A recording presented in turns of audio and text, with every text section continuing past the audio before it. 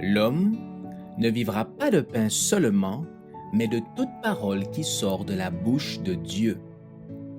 Voici votre moment de méditation quotidienne.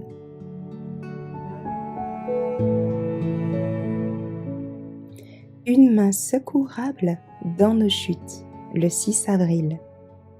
Là où le péché a abondé, la grâce a surabondé. Romains 5, verset 20. Les dons de Jésus gardent toujours leur fraîcheur et leur nouveauté.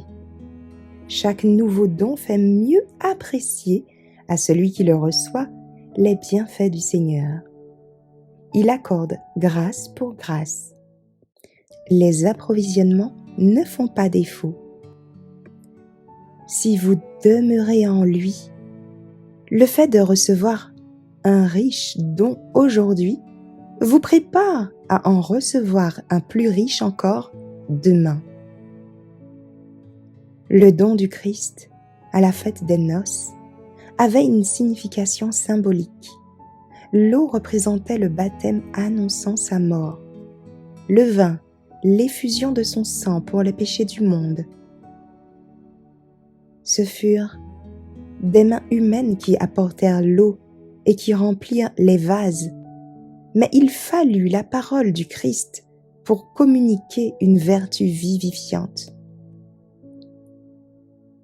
La parole du Christ pourvut abondamment aux besoins de la fête.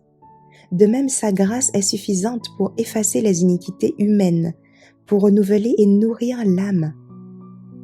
La condition dans laquelle le péché nous a placés n'est pas naturelle. Pour nous en sortir, il faut donc une puissance surnaturelle. Or, il n'en est qu'une qui soit capable de faire cesser l'emprise du péché sur le cœur humain. C'est celle de Dieu, manifestée en Jésus-Christ. Seul le sang du crucifié efface nos fautes. Seule sa grâce nous permet de vaincre les penchants de notre nature déchue.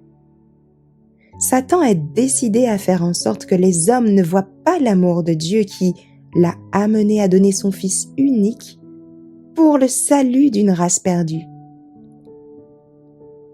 Car c'est la bonté de Dieu qui conduit à la repentance. Comment arriverons-nous à présenter au monde le riche amour de Dieu? Impossible de le mesurer. Tout ce que l'on peut faire, c'est de s'écrier. Voyez quel amour le Père nous a témoigné pour que nous soyons appelés enfants de Dieu. 1 Jean 3, verset 1. Disons aux pécheurs, voici l'agneau de Dieu qui ôte le péché du monde. Jean 1, verset 29. Contemplez la croix du calvaire. C'est un gage permanent de l'amour sans bornes, de la miséricorde incommensurable du Père céleste.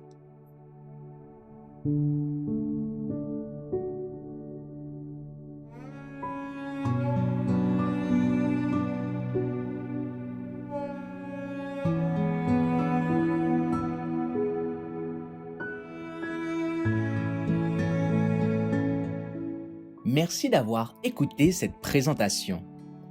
Assurez-vous de nous rejoindre demain pour votre moment de méditation quotidienne avec lereste.org.